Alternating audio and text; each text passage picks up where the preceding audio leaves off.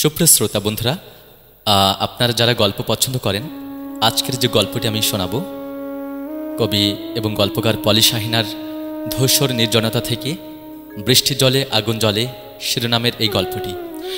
বলে রাখা ভালো, এই গল্পটির মধ্যে গল্পকথকের চোখে তার গ্রামের বৃষ্টি ভেজা দিনে হৃদয় বিদারক অনেক গল্প আছে, ঘটনা আছে। কিছু গল্প আনন্দ দেয় এবং কিছু গল্প অবশ্যই হৃদয়কে আঘাত করে, কষ্ট দেয়। এমন কিছু স্মৃতি নিয়েই মূলত এই গল্পটি। আশা করি আপনাদের ভালো লাগবে।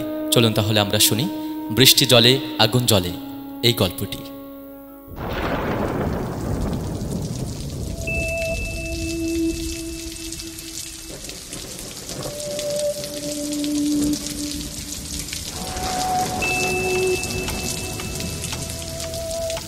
ভীষণ ঢেলে ঢালা বৃষ্টি ভেজা অলস ভোর, মেঘের কোল ঘেঁষে বৃষ্টির অনর্গল খুনসুটি নৃত্যে সবুজ প্রকৃতি যেন ভাসছে রঙিন ভালোবাসায়। চারপাশ জুড়ে পিনপতন নীরবতা, কাঁচা ভোরের স্নিগ্ধ শীতল বাতাসে হৃদয় জুড়ে সুখের দোলা।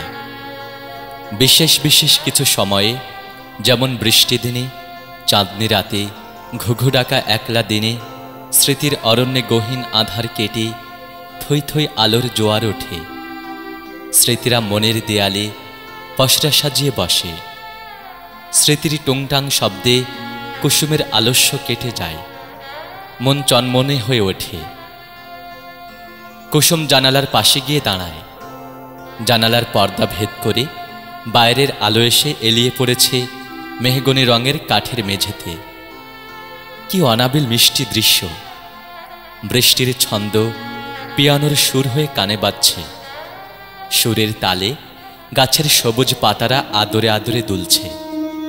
জানালার এপাশে কুসুম, ওপাশে ঝমঝম বৃষ্টি ভেজা প্রকৃতি। আহা, প্রকৃতির কি মিষ্টি ঘ্রাণ! আবেগ আপ্লুত কুসুম জানালার বাইরে হাত বাড়িয়ে বৃষ্টি ফোঁটাদের ছুঁয়ে দেয়।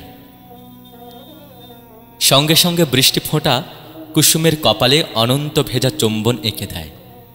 বৃষ্টির বুকে স্বর্গসুখে কুসুম চোখ বুজে থাকে। কুসুমের চোখের পাতায় বৃষ্টির মিঠা জল, কপল বেয়ে চুম্বনের বানভাসে প্লাবন।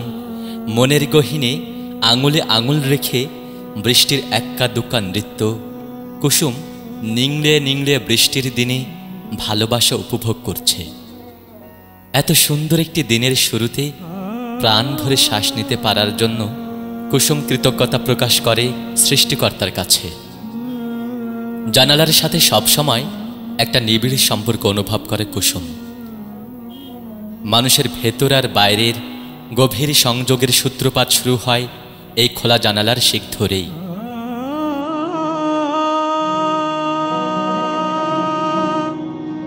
বুকের গভীরে নীরবে মিশে থাকা যত অপ্রাপ্তি, হতাশারা মিশে যায় আকাশের নিশিম শূন্যতায়, আর আকাশ মুছে দেয় পরম আদরে বুকের যত ক্ষত। জানালার ব্লাইন্ডস ফাঁক করে কুসুম বাইরের পৃথিবীর দিকে তাকায়। কি অনিন্দ সুন্দর খোলা আকাশ, নির্ভার মুক্ত জীবন। থমথমে মেঘের আড়ালে সূর্য ঢাকা পড়েছে।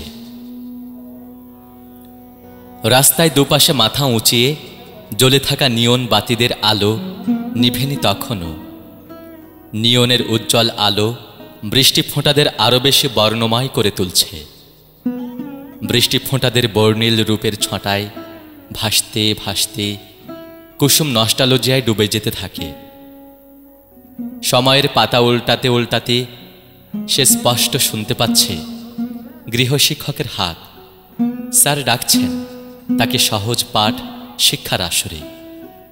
শীতল পাটি বিছিয়ে স্যার আয়েশ করে বাঁশের সরু কঞ্চি হাতে বসেছেন। অতে অজগর আতে আম।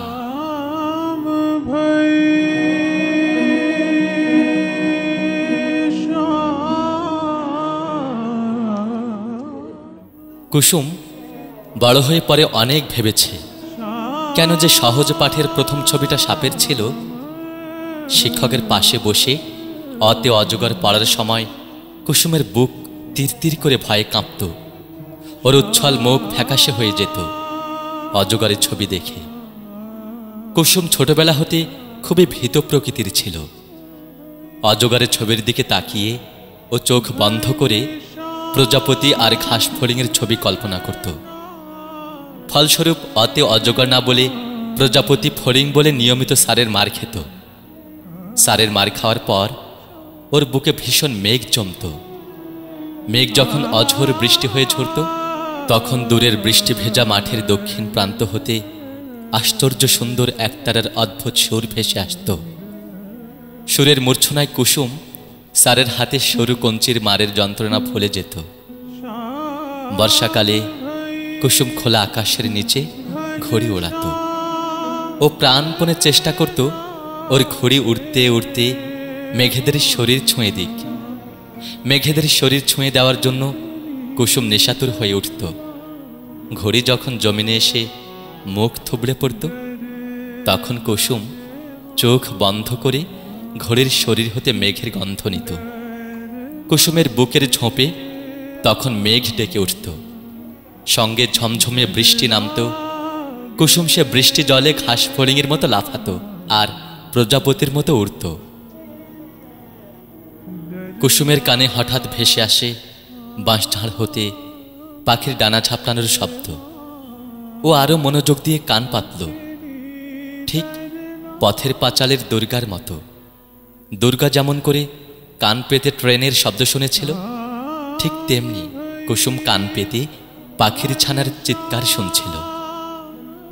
ও দৌড়ে বাঁশঝাড়ের কাছে যায়, গিয়ে দেখে থকথকে কাদামাটির উপরে একটি শালিক ছানা জবুথবু হয়ে পড়ে আছে। পাশে মা শালিক ডানা ঝাপটাচ্ছে। কুসুমকে দেখে মা শালিক উড়ে যায়। কুসুম তাড়াতাড়ি ঘরে এনে শুকনো কাপড়ে মুড়ে হারিকেনে তাপে ওম দিতে শুরু করে। আস্তে আস্তে ছানাটির শরীরে কাঁপুনি কমে স্থির হতে শুরু করে। এই দৃশ্য দেখে কুসুমের আনন্দ দ্বিগুণ বেড়ে গেল। ও রোজ ছানাটিকে মুড়ি চাল গুঁড়ো করে খেতে দিত। কুসুমদের বাড়ির সামনে ছিল বিশাল আকৃতির কদম ফুল গাছ। বর্ষাকালে কদম ফুলে ভরে উঠত পুরো গাছটি। চরাচর কাঁপিয়ে যখন বৃষ্টি নামত, বাতাস বইত, তখন বৃষ্টি জলে কদম ফুল ভাসত। কুসুম আজলা ভরে কদম ফুল কুড়াত। কদম ফুলের পাপড়ি দিয়ে সহপারীদের সঙ্গে চড়ুই ভাতি খেলায় মেতে উঠত। পাপড়িগুলো দিয়ে রান্না করত ভাত, আর বাকি অংশ দিয়ে তরকারি। কুসুমের নিজে হাতে বানানো রান্নার জন্য মাটির তৈরি হাঁড়ি পাতিল ছিল। ঝুম বৃষ্টির দিনে ওরা পুতুল খেলত, পুতুলের বিয়ে দিত। কুসুম সব সময় ছেলে পুতুলের মা হতো। ওর বান্ধবী সুমনা হতো মেয়ে পুতুলের মা। বিয়ের পর সুমনার যত্নে বানানো পুতুলটি যখন কুসুমের কাছে চলে আসতো, তখন ও খুব খুশি হতো। কুসুম একদম চাইতো না ওর পুতুলকে অন্যের হাতে তুলে দিতে। সেজন্য কুসুম সবসময় বুদ্ধি খাটিয়ে ছেলে পুতুলের মা সাজত। আহা, খাঁটি আলোয় মোড়ানো কুসুমের ফেলে আসা সহজ পাঠ, রঙিন ঘড়ি, বৃষ্টি ভেজা মাঠ, প্রজাপতি, ঘাস ফড়িং, বর্ষাকাল, শালিক পাখির ছানা, পুতুল পুতুল খেলার শৈশবের দিনগুলি। ষাটার্ধ কুসুম আক্তার খুবই সাদামাটা, আবেগতাড়িত একজন নরম মনের মানুষ। ছোটবেলায় বৃষ্টির পানিতে কোনো পিঁপড়া ভেসে যেতে দেখলেও কেঁদে বুক ভাসাত। ঘরে কোণে বাস করা চড়ুই পাখিটাকে বৃষ্টিতে ভিজতে দেখলেও কষ্টে তার বুক ভারী হয়ে উঠত। বৃষ্টি ভেজা ডানা ভাঙা কবুতরের সেবায় কুপির আলোয় সারা রাত নির্ঘুম কাটিয়েছে কুসুম। ফেলে আসা জীবনের বৃষ্টিমুখর বর্ষাকালে যেমন প্রচণ্ড আনন্দ ছিল, তেমনি অনেক বেদনাও ছিল। ছোটবেলায় বৃষ্টি কিংবা বর্ষা ঋতু কৈশোরে উত্তীর্ণ হওয়ার পর নানা কারণে তেমন ভালো না লাগলেও জীবনের বড়বেলায় এসে বৃষ্টির দিন কুসুমের খুব প্রিয় হয়ে উঠেছে। কারণ বৃষ্টি নেমে এলেই যান্ত্রিক জীবনের নিয়মমাফিক কোলাহল থেকে কুসুমের মন ছুটে পায়। নিজের মতো করে মনের ঘরে স্মৃতির জাবর কাটা যায়। বৃষ্টির বেগ যত ভারী হয়, মনের দেয়ালে ঝোলানো জীবন থেকে হারিয়ে যাওয়া ছোটবেলার ঝাপসা স্মৃতিগুলো তত স্পষ্ট হয়ে ওঠে। বাংলাদেশ থেকে হাজার হাজার মাইল দূরের ইটকাঠের এই শহরে বৃষ্টি নামলেই কুসুমের ভাবনায় বৃষ্টি নামে তার সেই ফেলে আসা ছোট্ট সোনাঝরা গ্রামে। ছোটবেলার বৃষ্টি যেমন আনন্দের স্মৃতি হয়ে ওকে ভাসিয়ে নিয়ে যায়, তেমনি কষ্টের স্মৃতিগুলো ওকে নিভৃতে কাঁদিয়ে যায়। আকাশে কালো করে মেঘ জমলেই কুসুম ভয় পেত। ওর মনে হতো চারপাশে অন্ধকার ঘনিয়ে আসছে। আলোর পৃথিবীটাকে তখন ওর চোখে ক্লান্ত নিঃসঙ্গ দেখাত। পরিচিত জনদের হতাশা যন্ত্রণা কুসুমের বুকে এসে বিঁধত। এ কারণে বৃষ্টিকে শুধু আকাশের কান্না মনে হতো না, মনে হতো মানুষের হৃদয়ের কান্না। কুসুমের মনের দেয়ালে ভেসে ওঠে কাশেম চাচার মুখ, যিনি তাঁর আদরের মেয়ে আয়েশাকে কথা দিয়েছিলেন আগামী মাসে বেলির মাছ বিক্রি করে একটা বাড়তি স্কুল ড্রেস সেলাই করে দিবেন। আয়েশা সপ্তাহে 6 দিন একমাত্র স্কুল ড্রেস পরে স্কুলে যায়। আয়েশার স্কুলে যাওয়ার ওই একটিমাত্র স্কুল ড্রেস ছিল। কাদামাটি রাস্তায় বৃষ্টিতে ভিজে বাড়ি ফিরে প্রতিদিন আয়েশা মাটির চুলোর উপর প্লাস্টিকের দড়ি ঝুলিয়ে চুলার তাপে স্কুল ড্রেস শুকাত পরের দিন স্কুলে যাওয়ার জন্য। বৃষ্টির দিনে মাটির চুলোর উত্তাপও যেন নেতিয়ে থাকত। পরিবারের রান্নার জন্য বৃষ্টির দিনে শুকানো লাকড়ি জোগাড় করতেই আয়েশার মায়ের কষ্ট হতো। বিকেলে স্কুল থেকে ফিরে এসে কোনো দিন লাকড়ির অভাবে ভালো করে স্কুল ড্রেসটা শুকাতে পারত না বলে পরের দিন আধো শুকনো স্কুল ড্রেস পরেই আয়েশা স্কুলে যেত। আয়েশার স্কুল ড্রেস কোড খুবই কড়া ছিল। একদিন স্কুল ড্রেস শুকানি বলে অন্য জামা পরে স্কুলে যাওয়ায় অঙ্কের শিক্ষক আয়েশা ডান হাতের তালুতে জোড়া বেত দিয়ে মেরেছেন। বাবার অসহায়ত্বের কথা চিন্তা করে স্কুল শেষে বাড়ি ফিরে হাত লুকিয়ে রেখেছিল আয়েশা। বাবা যেন মেয়ের হাত দেখে তার অক্ষমতার কথা ভেবে কষ্ট না পান। কপালে হাত রেখে স্কুলের পড়া শেখা আয়েশার নিত্যকর অভ্যেস। হারিকেনের আলোয় টেবিলে বসে পড়ার সময় বাবা ঠিকই দেখে ফেলেছেন মেয়ের ধপধপে ফর্সা হাতে শিক্ষকের মারের চিহ্ন। নির্বাক বাবা মেয়ের মাথায় হাত বুলিয়ে তখনই কথা দিয়েছেন আগামী মাসেই বাড়তি একটা স্কুল ড্রেস সেলাই করে দিবেন। কিন্তু বিধি বাম, মেয়ের জন্য বাড়তি স্কুল ড্রেস আর কেনা হলো না। এক সপ্তাহের টানা বর্ষণে কাশেম চাচার বেড়িবাঁধ ভেঙে গত 6 মাসের সঞ্চয় সব মাছ বাইরের খোলা মাঠে চলে গেছে। অনেক চেষ্টা করেও বাঁধ রক্ষা করতে পারেননি। কাশেম চাচার মাথায় হাত, কপাল জুড়ে দুশ্চিন্তার বলিরেখা। পরিবারের প্রয়োজনীয় চাল ডাল তেল নুনের চিন্তায় বোবা চোখে কাশেম চাচার অন্ধকারের দিকে অসহায়ত্বের মতো তাকিয়ে থাকার সে করুণ দৃশ্য আজও ভুলতে পারেনি কুসুম। এই শহরে বৃষ্টি নেমে এলেই কুসুমের দু চোখের আয়নায় ভেসে ওঠে কাশেম চাচার সেই অসহায় অন্ধকার আবৃত মুখ। একদিন দুধে হরলিক্স মিশিয়ে তৃপ্তি সহকারে খাবে, এই স্বপ্ন দেখতে দেখতে বড় হয়ে যায় সুবর্ণা। বর্ষাকালে অনাবরত বৃষ্টি মানেই ঘরে অভাব অনটন লেগে থাকা, সঞ্চিত খাবার ফুরিয়ে যাবার ভয়। সুবর্ণার মা রোজই সুবর্ণার বাবার কাছে বায়না ধরে মেয়ের জন্য একটু গরু দুধ যেন ঘরে রেখে যায়। নুন আনতে পান্তা ফোরায় যে সংসারে, সেখানে নিজের মেয়েকে দুধে হরলিক্স মিশিয়ে খাওয়ানোর ইচ্ছেটা অধরাই থেকে যায়। প্রত্যুষে গরুর দুধ সংগ্রহ করে গোয়ালঘর থেকেই সুবর্ণার বাবা সবটুকুন দুধ বাজারে বিক্রি করে দিতেন অন্য সংস্থানের জন্য। ষোড়শের নূপুরের ছন্দে এই শহরে বৃষ্টি নামলেই আজও কুসুমের বুক কেঁপে ওঠে।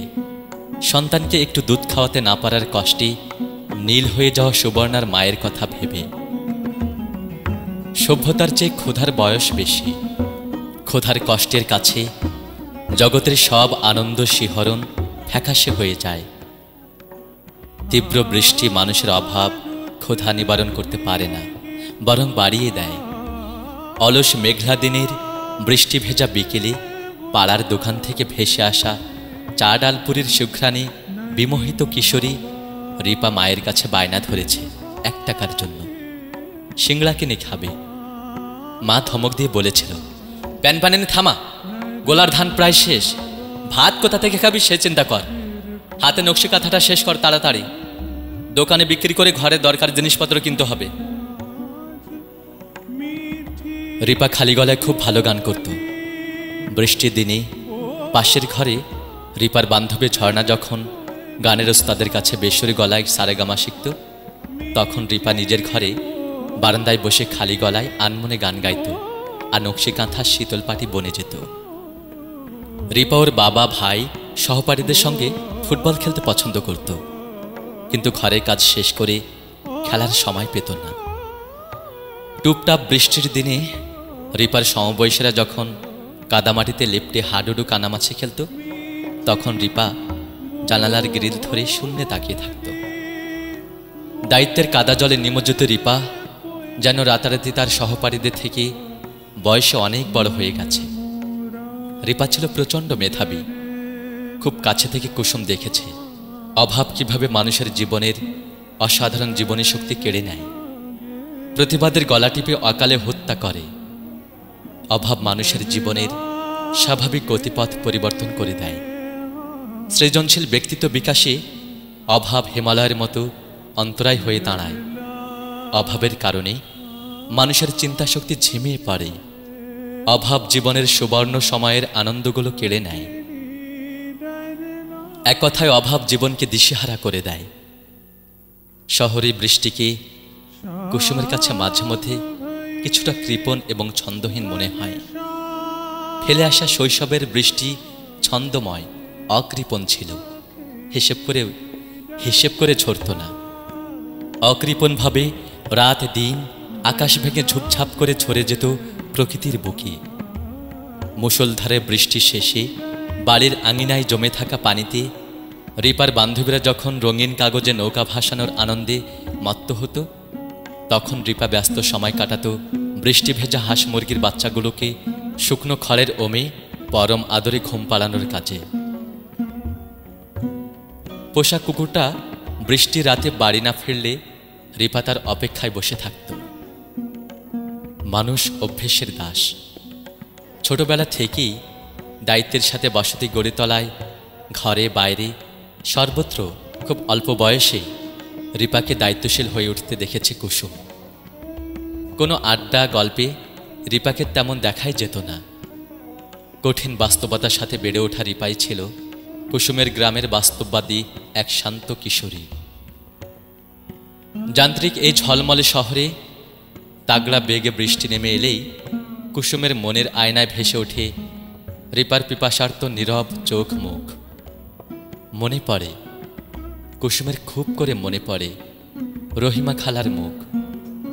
ঘরে বাইরে সারাক্ষণ কাজ করতেন ভেজা কাপড়ে। কাজ না করে কোনো উপায় ছিল না। ভেজা কাপড়ে থাকতে থাকতে ওনার শ্বাসকষ্ট দেখা দিয়েছিল। রাতে ঘুমাতে পারতেন না শ্বাসকষ্টে। কুসুমের সাথে দেখা হলে বলতেন, নিঃশ্বাস ফেলে টেনে টেনে খুব কষ্ট হয় রে মা।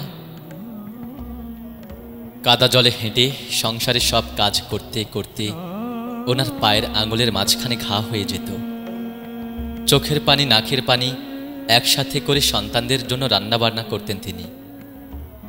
কয়েকদিন ধরেই এই শহরে সময়ে অসময়ে বেশ বৃষ্টি হচ্ছে।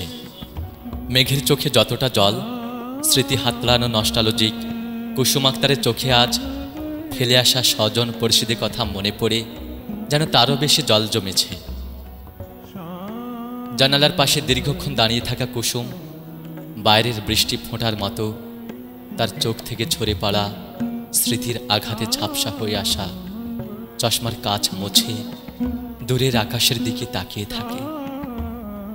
সেখানে স্পষ্ট দেখতে পায় কাশেম চাচা, আয়েশা, সুবর্ণা ও তার বাবা মা, রিপা, রহিমা খালার জীবন্ত মুখচ্ছবি। দৃশ্যগুলো ভেজা রাশপ্রিন্ট যেন চোখের সামনে থেকে যেতে চায় না, যায় না। কুসুমের বাসার সামনে পিচ ঢালা মসৃণ পথ ভেসে যাচ্ছে বৃষ্টি জলে, আর কুসুমের হৃদয় পড়ে যাচ্ছে অনেক বছর আগের ফেলে আসা সাদা কালো স্মৃতি।